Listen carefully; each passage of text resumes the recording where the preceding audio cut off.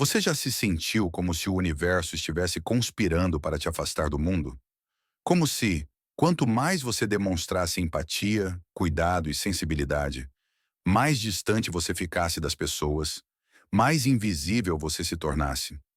Existe um silêncio que pesa, uma solidão que machuca, e parece ainda mais injusta quando você sabe que seu coração é bom.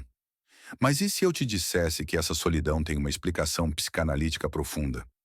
Que Freud talvez explicasse esse afastamento não como um castigo, mas como uma consequência inconsciente da forma como você aprendeu a amar e a se proteger.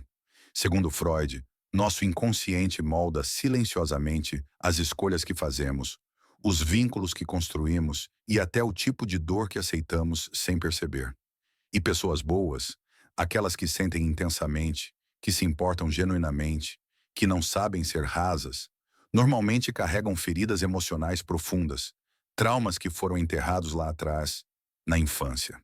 E é justamente essa bagagem inconsciente que pode levar ao isolamento. Não porque o universo quer castigá-las, mas porque essas pessoas estão, sem saber, tentando se proteger do mesmo tipo de dor que já viveram. Na infância, quando o cuidado falhou, seja por abandono, rejeição, críticas constantes ou ausência emocional, a criança construiu uma espécie de armadura silenciosa. Freud chamaria isso de defesa psíquica. A criança aprende a não esperar muito dos outros, a confiar mais na fantasia do que na realidade, a se bastar emocionalmente para sobreviver. Só que essa defesa continua ativa na vida adulta. E aqui está o paradoxo. Essas pessoas se tornam ótimas em cuidar dos outros, mas péssimas em permitir que os outros cuidem delas. Elas se doam, mas se retraem quando alguém se aproxima demais. E esse ciclo, por mais sutil que pareça, as empurra para a solidão. O universo, nesse sentido, não isola pessoas boas por maldade. Ele responde à frequência inconsciente que essas pessoas emitem. Freud diria que o inconsciente é como um ímã. Ele atrai experiências que confirmem os padrões emocionais que já conhecemos. E se o seu padrão é de abandono, você pode, sem querer, afastar pessoas ou escolher quem não está disponível. Isso não acontece de forma racional. Acontece porque, lá no fundo, é isso que o seu inconsciente reconhece como familiar, como seguro.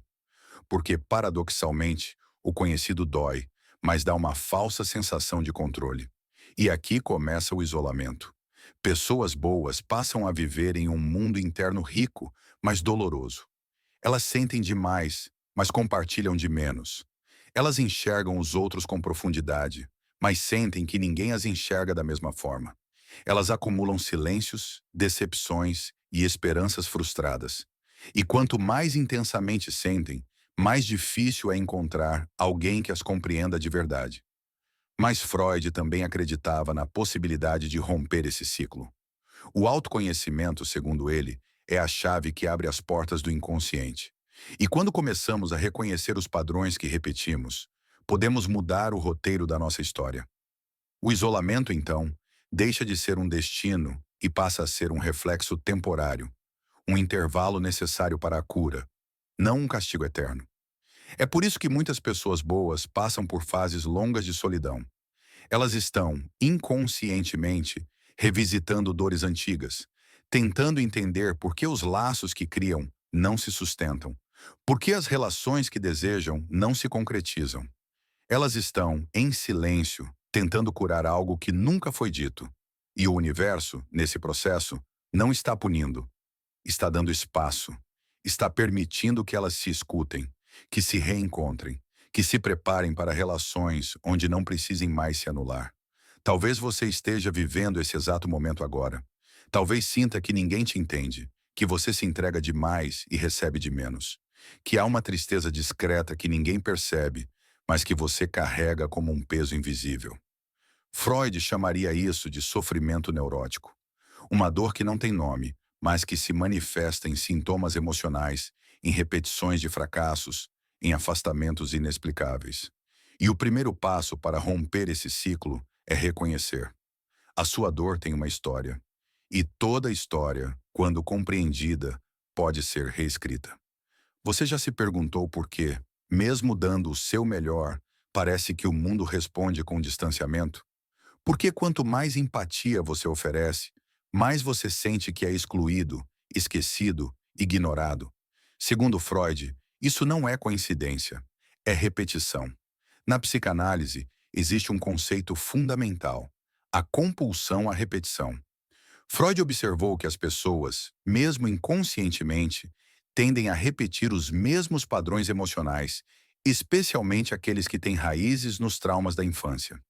E quando falamos de pessoas boas, aquelas que se doam com o coração aberto, estamos frequentemente falando de indivíduos que, em algum momento da vida, foram negligenciados emocionalmente.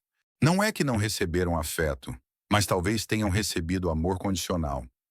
Amor que vinha apenas quando se comportavam de determinada forma, quando agradavam, quando eram boas.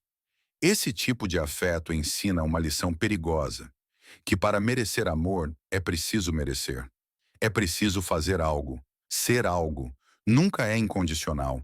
E então nasce um padrão: dar, dar, dar, sem jamais se sentir digno de receber.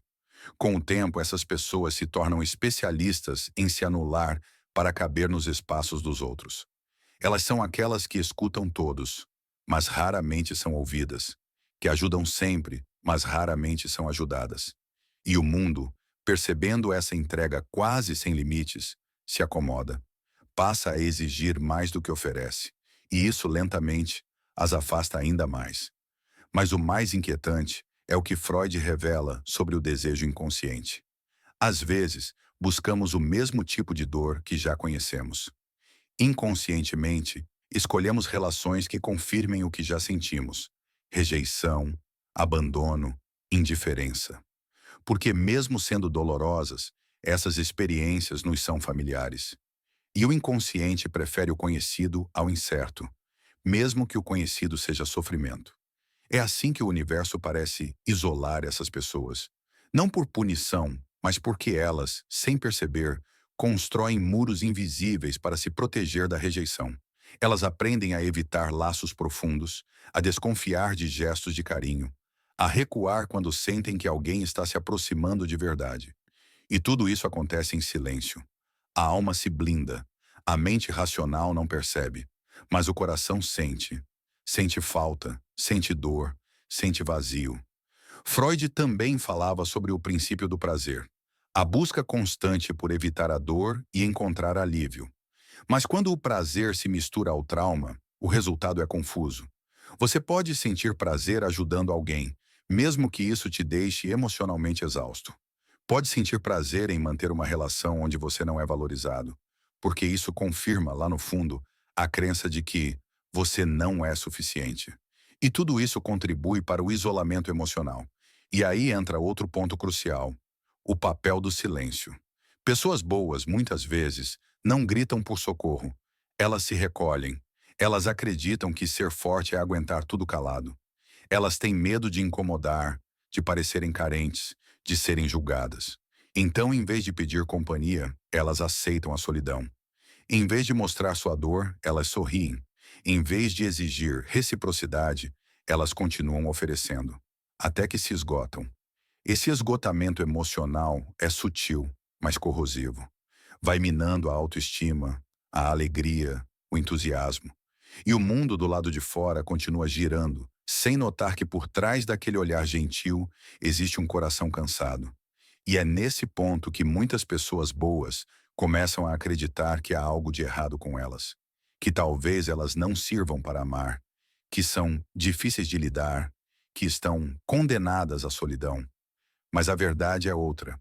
Freud diria que esse sentimento de inadequação não é seu. Foi implantado. Veio de experiências passadas, de padrões herdados, de histórias que se repetiram ao longo da vida sem que você tivesse consciência. E agora o que está acontecendo não é isolamento, é um chamado à cura. O universo não está te afastando das pessoas, está te aproximando de si mesmo. Porque, para Freud, só há transformação real quando o inconsciente se torna consciente.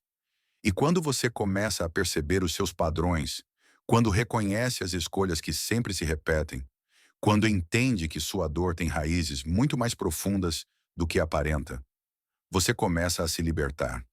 Começa a romper os ciclos. Começa a abrir espaço para o novo, para o amor recíproco, para a intimidade verdadeira, para relações que não exigem a sua dor como moeda de troca. E é justamente nesse ponto que a solidão, que antes parecia castigo, se revela um portal, um intervalo necessário entre a dor antiga e a possibilidade de um novo destino emocional. O universo não te isolou. Ele te protegeu enquanto você se reconstrói. E essa reconstrução começa com o autoconhecimento. Você pode achar que a solidão veio de fora, mas muitas vezes ela vem de dentro. Ela é o reflexo de uma mente que, exausta de se machucar, decide se proteger.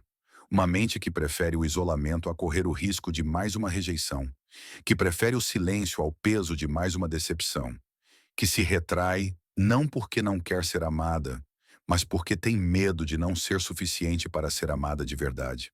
Pessoas boas sentem esse medo com mais intensidade porque, durante toda a vida, foram ensinadas a acreditar que ser bom era ser útil, que o seu valor estava no que podiam fazer pelos outros, e não no simples fato de existir. E quando essa utilidade desaparece, elas sentem que não tem mais lugar. É aí que o universo entra em cena. Esse isolamento que você está vivendo pode parecer uma punição, mas na verdade é uma pausa estratégica da vida. Freud diria que é o momento onde o ego precisa se reorganizar, onde pela primeira vez você para de se definir pelos outros e começa a olhar para si. Com dor, sim, mas também com verdade, com honestidade, com coragem, porque é apenas nesse espaço vazio, sem ruído, sem distração, que você pode ouvir aquilo que sempre tentou evitar. A verdade sobre o quanto você se abandonou tentando ser aceito. A verdade sobre o quanto você se calou para manter relações que te feriam. A verdade sobre o quanto você tentou ser perfeito para evitar o abandono. E mesmo assim foi deixado para trás. E quando essa verdade vem, ela dói, ela queima. Mas ela também liberta. Liberta porque você começa a entender que ser bom não significa se anular. Que ter empatia não exige sofrer em silêncio. Que amar não é o mesmo que se sacrificar. Que relações saudáveis não exigem esforço constante para ser visto, ouvido ou valorizado. Você começa a perceber que está tudo bem em escolher a si mesmo. Que se afastar de ambientes que te sugam não é egoísmo, é autocuidado. Nesse ponto, o isolamento já não parece mais um castigo. Ele se revela como o útero de um novo eu. O local sagrado onde você se reconstrói, onde finalmente você começa a escrever uma nova história com base nas suas escolhas conscientes e não mais nos seus traumas inconscientes. E talvez seja exatamente por isso que o universo te afastou de tudo, para que você pudesse se encontrar. Porque, segundo Freud, somos feitos de carne, mas temos de viver como se fôssemos espírito. E viver como espírito significa buscar sentido, conexão, autenticidade. Significa parar de repetir padrões apenas porque são familiares. Significa encarar a dor como um portal de crescimento. E se você chegou até aqui, se você está lendo isso, ouvindo essas palavras, sentindo esse impacto, é porque algo dentro de você já começou a despertar. A mudança não acontece num estalar de dedos, mas começa com uma simples tomada de consciência. O universo isola pessoas boas por um motivo, para que elas percebam que são boas demais para viver se mendigando em lugares que não as reconhecem, para que elas parem de tentar caber em espaços pequenos demais para seus corações gigantes, para que elas deixem de ser quem o mundo esperava e finalmente sejam quem nasceram para ser. E agora, o próximo passo é seu. A decisão de sair do ciclo de dor e entrar no ciclo de cura. A decisão de não mais aceitar migalhas emocionais. A decisão de amar a si mesmo com a mesma intensidade que sempre amou os outros. Porque, no fim das contas, o maior reencontro que você terá nessa vida é com você mesmo.